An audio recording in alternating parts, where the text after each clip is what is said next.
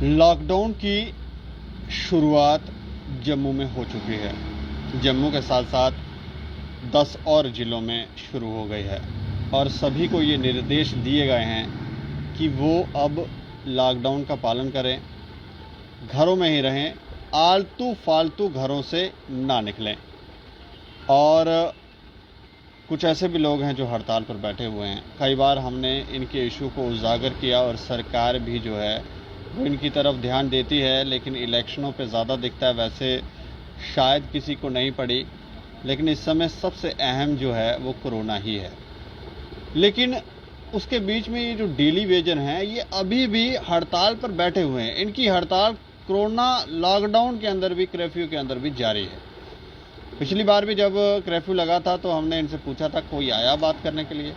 इस बार भी जब हम इनसे पूछने आए तो हमें यही पता चला कि कोई प्रशासनिक अधिकारी इनसे ये कहने नहीं आया कि आप कृपया अपनी हड़ताल बंद कर दीजिए और घर चले जाइए, हम आपके इशू को देख रहे हैं, जब कोरोना ख़त्म हो जाएगा तो आप वापस आ जाइएगा। लेकिन ऐसा कहते कोई नहीं दिखे। एक बार फिर से आज हम इनके साथ हैं। लॉकडाउन बाहर शुरू हो गया है, लोग अपने घरों में चले गए हैं, सुनसान सड़कें जो हैं वो दिख रही हैं, लेकिन ये यहीं पर बैठे हैं। रवि जी, आपका एक बार फिर से स्वागत है। मैं जानना चाहूँगा कि कोई नहीं आया यहाँ पर आपसे पूछने के लिए या कहने के लिए कि अभी कोरोना चल रहा है तो बीमारी जो है वो पीक पर है, यहाँ पे हर रोज़ लोग इतने ज़्यादा मर रहे हैं, तो आप थोड़ा सा आप चले जाएं, कहीं आपको कोरोना ना हो जाए। सबसे पहले दीपक जी मैं धन्यवाद करता हूँ स्टेट समाचार का जी, और सभी मीडिया बंधुओं का हम धन्यवाद करते हैं कि वो काफ़ी कोशिश जो हमारे इशू को सरकार तक पहुँचाने की कर रहे हैं। लेकिन हमारी बदकिस्मती है कि सरकार बिल्कुल हमारी तरफ ध्यान ही नहीं दे रही। जैसे आपने कहा कि अब इतनी कोविड की महामारी है, ये हमारी सबसे बड़ी बदकिस्मती है कि हम लोगों को एसेंशियल सर्विस में आते हैं। डिपार्टमेंट कहते हैं कि आप रीढ़ की हड्डी हो। जब हम लोग कभी बड़ी स्ट्राइक के ऊपर जाते हैं तो डिपार्टमेंट के हाथ पांव फूल जाते हैं। फिर इन लोगों को दिक्कत आती है कि यार जनता परेशान हो रही है, हम आपका मसला हल करेंगे, आप लोग स्ट्राइक वापस ले लीजिए। बड़ी बार ऐसा हुआ, बड़े सरकारें, चाहे वो पॉलिटिकल सरकारें रहीं या पिछले एलजी प्रशासन भी रहे, उच्च अधिकारी भी रहे, जिन्होंने समय समय पर हमारे साथ एग्रीमेंट किए, आज करेंगे कल करेंगे, लिखित में दिया हुआ है। लेकिन जब इनका टाइम निकल जाता है तब ये हमारी सुध नहीं लेते। आज आप देख रहे हो, हम भी नहीं चाहते थे कोविड के दौर में हमारे भी घर में परिवार हैं, बच्चे हैं, माँ बाप हैं, सारे परिवार हैं। हम भी नहीं चाहते कि हमारे साथ भी ऐसा कोई इंसिडेंट हो या हमारा कोई साथी पॉजिटिव हो जाए या कोई ऐसी वैसी बात हो जाए। लेकिन सरकार का रवैया आप खुद देख सकते हैं। आज हमारी हंगर स्ट्राइक जो 45 दिन से चल रही है, लेकिन सरकार आज हमें टोटली इग्नोर कर रही है। अब आप देखिए कोविड का कर्फ्यू लग गया है। आप 2-4 दिन के बाद देखेंगे कि जब हम लोग बाड़े आंदोलन का आगाज करेंगे तो यही लोग कहेंगे नहीं जी, आप पब्लिक परेशान हो रही है, ये हो रहा है, वो हो रहा है, आप लोग ड्यूटियां ज्वाइन करिए। लेकिन आज इनको चाहिए था कि ये हमारे साथ बात करते, जो एलजी साहब ने हमारे साथ 11 नवंबर को वादा किया था। जैसा ऑफिसर सारे कह रहे हैं, सारे अधिकारी कह रहे हैं कि आपका मसला हल होने वाला है, लेकिन कब होने वाला है इस बारे में कोई बताने के लिए तैयार नहीं। अगर होने वाला है तो एलजी साहब को चाहिए था, या वो हमारे साथ खुद बात करते हैं। हम मानते हैं उनके घर में भी कोई प्रॉब्लम आई थी, जैसा कि रैना साहब के साथ हमारा टाई अप हुआ था, तो उन्होंने बताया कि उनकी घर में कोई प्रॉब्लम है, उनकी बच्ची बीमार है शायद, तो वो शायद 2-4 दिन के बाद आपके साथ मिलेंगे। लेकिन बड़े सारे अधिकारी हैं, एक एलजी साहब तो है नहीं कि सिर्फ एलजी साहब ही बैठे हैं, उनके नीचे बहुत सारे लोग हैं। वो लोग हमसे बात कर सकते थे, आज तक उन्होंने कोई बात नहीं की, जिससे ये लगता है कि डिपार्टमेंट हमें बिल्कुल सीरियसली नहीं ले रहा है। तो ठीक है, अगर डिपार्टमेंट हमें सीरियस नहीं ले रहा है, अगर डिपार्टमेंट हमें चाहता ही नहीं है, वो चाहता है कि कोविड फैले, सरकार चाहती है कि कोविड फैले, तो हम बैठे हुए हैं। ये सरकार की जिम्मेदारी थी। सरकार कोविड की चेन तोड़ने के लिए लॉकडाउन लगा रही है, कर्फ्यू लगा रही है, तो हमारे साथी डेली चेन हंगर स्ट्राइक पे बैठ रहे हैं, दूर दूर से आ रहे हैं, आ भी रहे हैं, जा भी रहे हैं, रोज आ रहे हैं, बदल रहे हैं। लेकिन अगर भगवान ना करे किसी को ऐसी वैसी बात हो जाए तो सरकार के लिए ये कर्फ्यू लगाने का मतलब ही खत्म हो जाएगा। सरकार को चाहिए था, जो भी उसने 11 नवंबर के बाद आज तक वर्कआउट किया है, तो उसके ऊपर वो अपना स्टैंड क्लियर करती।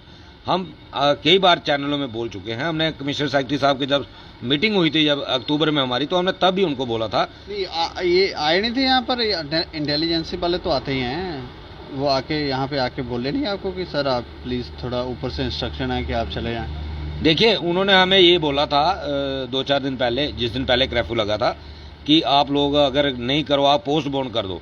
लेकिन उन्होंने हमें ये नहीं कहा कि ऊपर से कोई इंस्ट्रक्शन है या कोई ऐसी बात है। ऊपर से इंस्ट्रक्शन देने के बजाय वो आके हमारी ऊपर वाले बात सुने ना।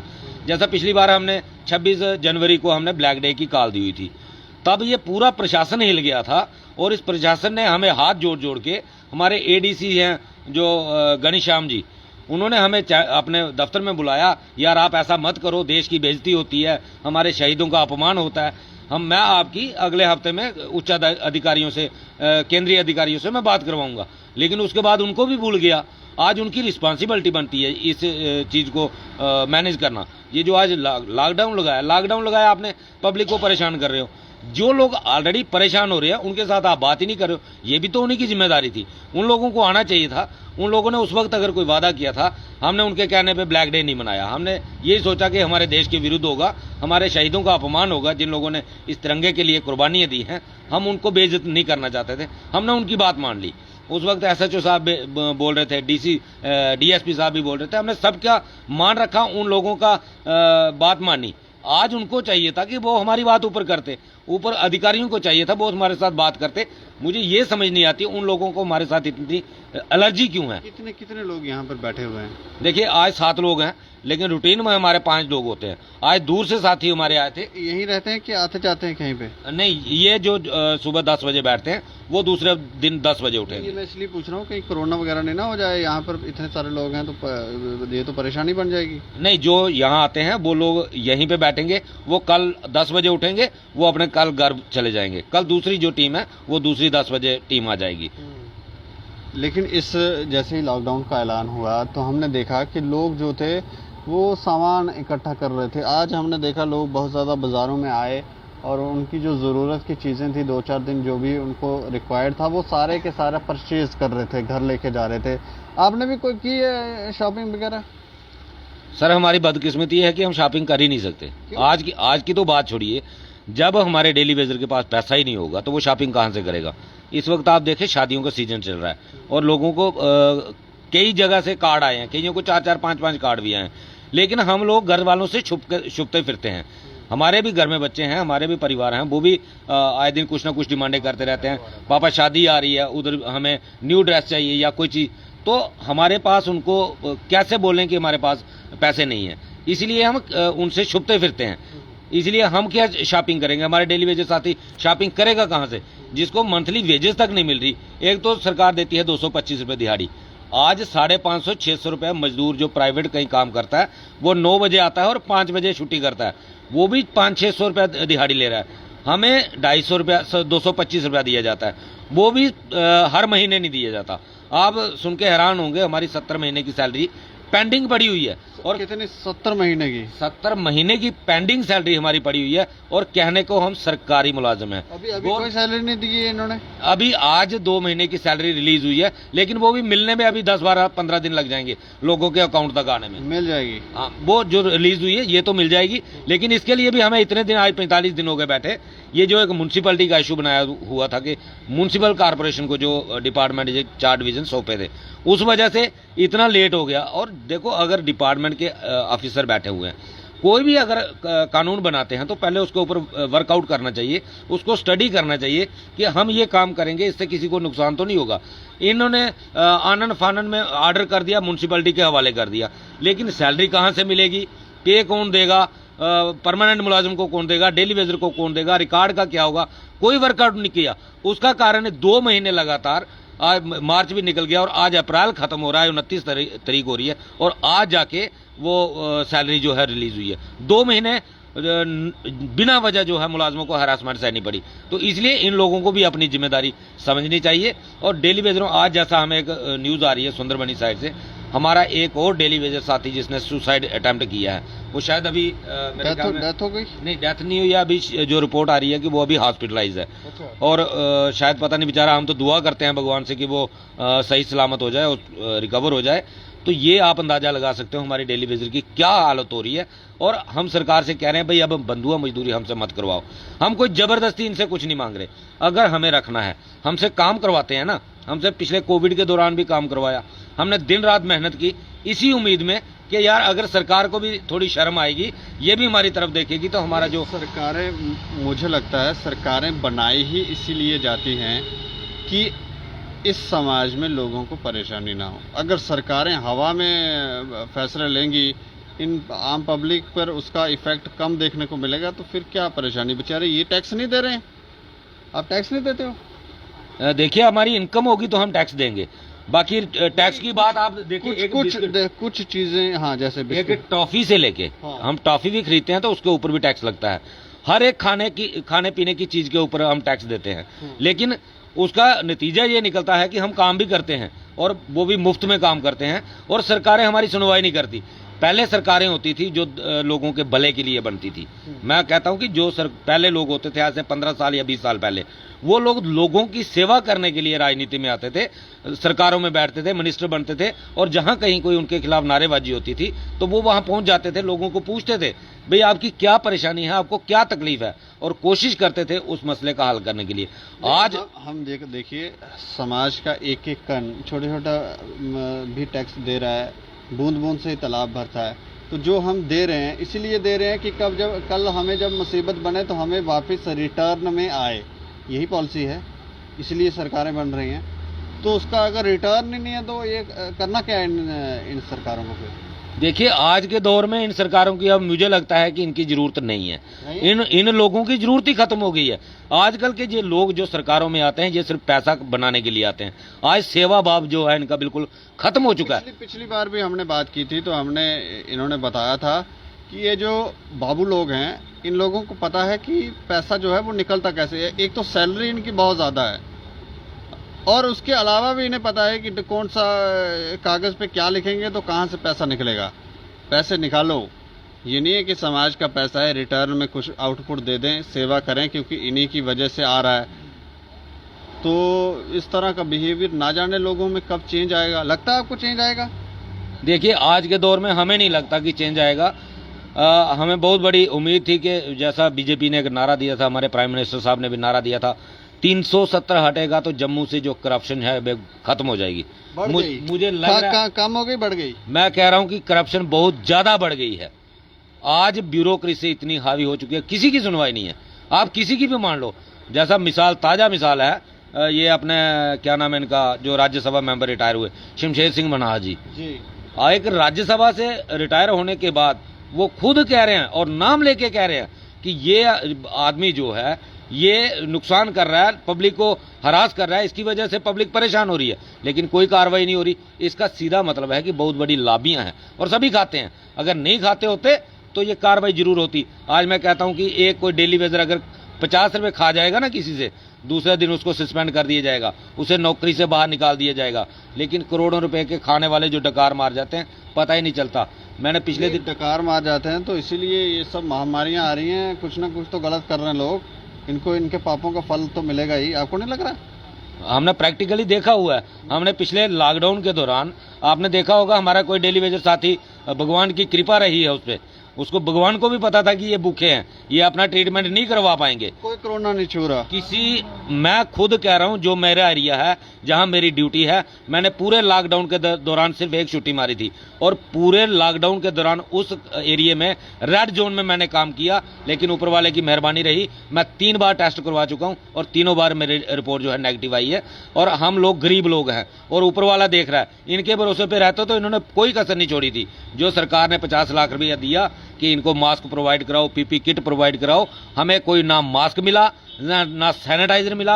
आप ओवरऑल जम्मू में सर्वे करवाओगे तो कोई 10 डेली वेजरों को इन्होंने मास्क नहीं दिए होंगे। ये कहाँ गया सैनिटाइजर? उन लोगों के घरों में पहुंच गया जो ड्यूटी पे आए ही नहीं। जिन लोगों ने ड्यूटी दी, ना किसी को सैनिटाइजर मिला, ना किसी को मास्क मिला, ना पीपी किट मिली।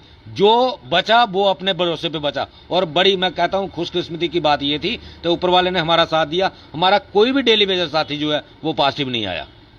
ये तो बहुत अच्छी बात है, लेकिन अंत में मैं चाहूँगा कि कोई संदेश आप हमारी एडमिनिस्ट्रेशन उपराज्यपाल प्रशासन को दें ताकि वो थोड़ा सा समझें कि क्या परेशानी है और क्या होना चाहिए था? देखिए, हम उपराज्यपाल जी से सिर्फ इतना निवेदन करना चाहते हैं कि जो आपने वादा हमारे साथ 11 नवंबर को किया था, आपने उस वक्त हमें कहा था कि आपकी पेंडिंग सैलरी और मिनिमम वेज एक्ट, ये सेंटर से जैसे ही पैसा आएगा हम आपको लागू कर देंगे। अब 6300 करोड़ रुपया जो जल जीवन मिशन में पीएचई डिपार्टमेंट के लिए आया, और पहले नंबर तो वो 2 चीज़ें लागू जो उन्होंने कहा था कि पैसा आने पे डिपेंड है, पैसा आ चुका है, उनको वो 2 चीज़ें लागू करनी चाहिए। दूसरा उन्होंने बोला था रेगुलाइजेशन पॉलिसी जो है डीडीसी इलेक्शन के बाद आपकी प्रोसेस शुरू हो जाएगा। डीडीसी इलेक्शन खत्म हुए 6 महीने हो गए हैं और उनको वो प्रोसेस भी शुरू करना चाहिए था। हमने उनके साथ एग्रीमेंट किया था, उन्होंने कहा था कि भाई 60,000 लोगों को हम वन टाइम नहीं कर सकते, तो फेज मैनर में करेंगे। हमने उसको भी एग्री किया कि आप फेज मैनर में करें। हम उनको वही आज भी अपील करना चाहते हैं कि आपने जो वादा किया था, आपको भी पता है आपने क्या वादा किया है, आप उसके ऊपर खरे उतरे, आप अपना वादा निभाएं। और बाकी प्रशासन से हम ये कहते हैं कि हमारे सब्र का इम्तहान ना लें। अगर कोई इंसिडेंट होता है तो उसके लिए आप लोग जिम्मेदार होंगे। हम आज भी नहीं चाहते कि हम लोग सड़कों पे उतरें, लेकिन अगर आपका ये रवैया जो है, जो हमें हरासमेंट करने का जो रवैया चल रहा है, इसके कारण हमें आने वाले दिनों में अगर सड़कों पे उतरना पड़ता है, ज़्यादा गैदरिंग करनी पड़ती है, तो उसके लिए आप लोग जिम्मेदार होंगे। हम सिर्फ रमज़ान का महीना इंतज़ार कर रहे हैं। प्रशासन को कोई ज़रूरत नहीं है वो हमसे बात करें, हमें कोई ज़रूरत नहीं है कि हमें एलजी हमारे साथ बात करें, वो वहाँ से अनाउंसमेंट कर दें जो भी वो करना चाहते हैं। अगर रखना चाहते हैं तो हमारा अधिकार दे दें, हम जो बार बार कह रहे हैं, और अगर नहीं रखना चाहते तो हमारा पिछला वेतन जारी करें और उसके बाद एक आर्डर निकाल दें कि हमें आपकी ज़रूरत नहीं है। सरकार को खुद पता चल जाएगा कि डेली वेजर की क्या इंपॉर्टेंस इस डिपार्टमेंट के लिए थी और क्या है। इसलिए मैं फिर एक बार आपके चैनल के माध्यम से सभी डेली वेजर साथियों से भी अपील करूंगा कि आप लोग तैयार रहिए। अगर सरकार का रवैया इसी तरीके से रहता है, हमें इसी तरीके से सरकार इग्नोर करती है, तो हम ना कोविड फॉलो करेंगे और ना ही कोई अगर कोई भी हालात जम्मू कश्मीर के ख़राब होंगे हमारे किसी एजिटेशन से, तो उसके लिए जिम्मेदार होगी, अगर कोई होगा तो वो एलजी का प्रशासन होगा, पीएचई डिपार्टमेंट होगा। हमने पूरा मौका दिया, आज 45 दिन से हम 5-5 लोगों को इसीलिए बैठे थे कि सरकार तक हमारी आवाज़ पहुँचे। हमें कोई शौक नहीं है कि हम रोड बंद करें, कभी कभार हम रोड बंद करके अपनी ताकत दिखा देते हैं सरकार को, ऐसी बात नहीं है, लेकिन उसके बाद हमने पूरा एक सिस्टमेटिकली चले, जो हमारा कानूनी अधिकार था संविधान के दायरे में रह के, कि हम लोग चेन हंगर की स्ट्राइक पे बैठे कि सरकार हमारी बात सुने, हमारे मसलों का हल करे। और अगर सरकार नहीं चाहती, सरकार चाहती है कि शोर शराबा हो, गैदरिंग हो, कोविड फैले, तो वो भी चलेगा, क्योंकि अब हमारे पास खोने के लिए कुछ है नहीं।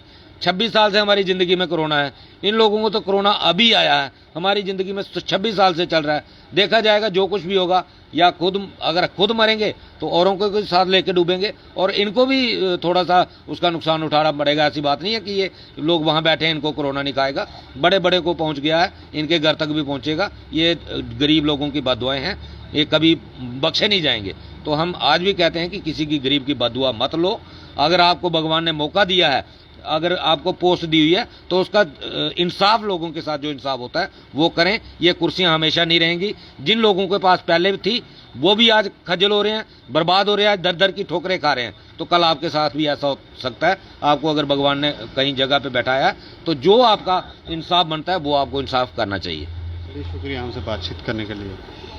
लॉकडाउन हो गया, सब बंद हो गया, लेकिन इनकी भूख हड़ताल बंद नहीं हुई, ये अभी भी चल रही है। ये लोग यहीं पर बैठे होते हैं और इनकी जो जेन्युइन डिमांड्स हैं, जब उपराज्यपाल भी मान रहे हैं, प्रधानमंत्री भी कह रहे थे कि इनका मसला जो है हल होगा, कब होगा, कब सुनी जाएगी? इसलिए तो हमें नहीं लगता कुछ सरकारें जो हैं वो कुर्सियों पर बैठती हैं। सही समय का आप इंतज़ार कर रहे हैं तो वो समय इनको बता दें कि ये समय है, तब होगा। तो ऐसे लोगों को हैरास ना करें। ये ठीक कह रहे हैं कि बद्दुआएं गरीबों की ना लें, क्योंकि ये लोग मेहनत खून पसीने से कमाते हैं, मेहनत करते हैं, और अगर बद्दुआएं देंगे तो वो बद्दुआएं लगती हैं। पहले पुराने लोगों को भी लगी हैं, आगे भी लोगों को लगेगी। ये कर्म फल है, ये कर्म धरती है। तो यहाँ पर तो हमें लगता है कि जो जैसा करेगा वो वैसा ही भरेगा। अगर ये बात किसी को नहीं समझ आती तो इसमें किसी का भी दोष नहीं है। बाकी हम तो इतना ही कहेंगे कि ये लोग अब लॉकडाउन में जहां सब कुछ बंद हो गया है, इनकी भूख हड़ताल बंद नहीं है, ये चालू है और ये कह रहे हैं कि हमारी मांगे जो है वो मानी जाएं, नहीं तो इसका खमियाजा जो है वो प्रशासन को भुगतना होगा, उसकी जिम्मेवारी उसको उठानी होगी। आप अपनी राय दे सकते हैं और देखते रहें दैनिक स्टेट समाचार। मुझे और मेरे सहयोगी राजेंद्र भगत जी को दीजिए इजाज़त। नमस्कार।